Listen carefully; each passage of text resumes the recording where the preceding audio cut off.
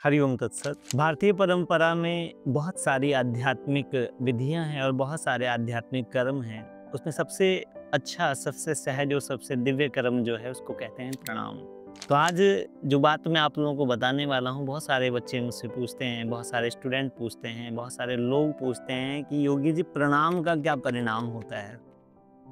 प्रणाम के बहुत परिणाम होते हैं। प्रणाम का परिणाम ये है कि जो आपका दुर्भाग्य है वो सौभाग्य में बदल सकता है प्रणाम के द्वारा, आशीर्वाद के द्वारा। प्रणाम वो क्रिया है जिसके द्वारा आपको सहज दुआएं, सहज ब्लेसिंग और आशीर्वाद मिलता है।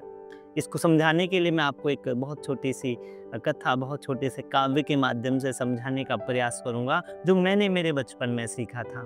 एक बार भगवान श्री कृष्ण ये बात बता रहे थे पांडवों को कि अर्जुन, प्रणाम जो है वो बहुत ऊंची विद्या है। तो इस पर द्रौपदी ने कहा कि माधव, अच्छा, मुझे भी इसका अनुभव करना है। तो भगवान श्री कृष्ण ने कहा, समय आने दो, सही समय पे मैं तुम्हें इसका अनुभव करवाऊंगा। ये घटना घटी। उसके कुछ समय बाद भीष्म पितामह जी से दुर्योधन ने कहा कि पितामह, आप हमारे पक्ष में युद्ध लड़ रहे हो, लेकिन आज तक आपने पांडवों का कुछ भी अनिष्ट नहीं किया, किसी भी पांडव को मारा नहीं, किसी को डिस्ट्रॉय नहीं किया, ये बात ठीक नहीं है। तो भीष्म पितामह ने कहा, अच्छा ठीक है, तुम ऐसा आग्रह कर रहे हो, ऐसी बात कह रहे हो, तो कल मैं एक पांडव को मार दूंगा। ये बात भगवान श्री कृष्ण को पता चली अर्धरात्रि में, आधी रात को, मिडनाइट में। भगवान श्री कृष्ण ने द्रौपदी को कहा कि आज मैं तुम्हें प्रणाम के परिणाम दिखाने वाला हूँ, चलो मेरे साथ। और यहाँ से काव्य शुरू होता है कि खुद तो बाहर ही खड़े रहे, भीतर भेजा पांचाली को, ये तिबर बाबा के चरणों में जाकर के तुम मस्तक रख दो। वो अर्धरात्रि की बेला थी, जहाँ भीष्म की लगी समाधि थी। मन प्रभु चरणों में लीन हुआ, उस जगह न कोई व्याधि थी। चरणों में जाकर सिर रखा, द्रौपदी ने भीष्म पितामह के चरणों में कौन है झुका हुआ, ये देख के बाबा भी चौंके।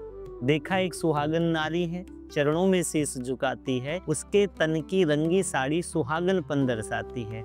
आशीर्वाद निकला मुख से, सौभाग्यवती भव हो बेटी, तेरे हाथों की मेहंदी का न रंग कभी छूटे बेटी। आशीर्वाद मैं देता हूँ, न मांग सिंदूर से खाली हो, और वर देता हूँ मैं तुझको ये, तू वीर कुमारों वाली हो। द्रौपदी ने अचक के तुरंत कहा, बाबा ये क्या बतलाते हो, कल और आज कुछ और कहा, तुम सत्यवती कहलाते हो।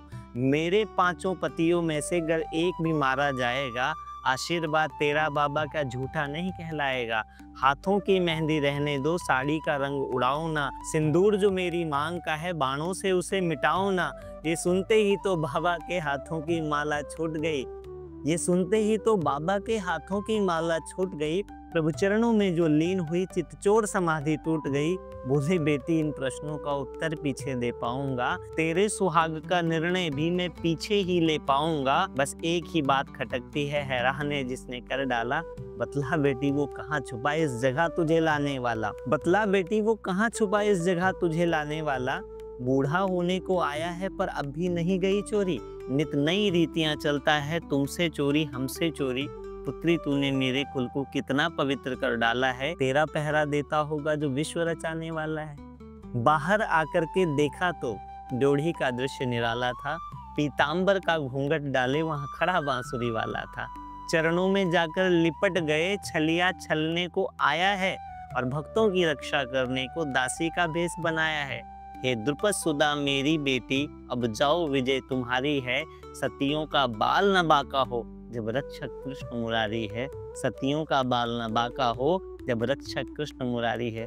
तो मित्रों, प्रणाम के जो परिणाम हैं वो बहुत अद्भुत हैं। अगर आपके जीवन में बहुत सारी चीजें ठीक नहीं हो रही, तो अपने से बड़ों को प्रणाम करना शुरू कर दें, और आप पाएंगे कि जीवन में उनके आशीर्वाद से बहुत सारे रास्ते खुल जाते हैं। प्रणाम अपने आप में ही एक अद्भुत साधना है, एक अद्भुत समर्पण है।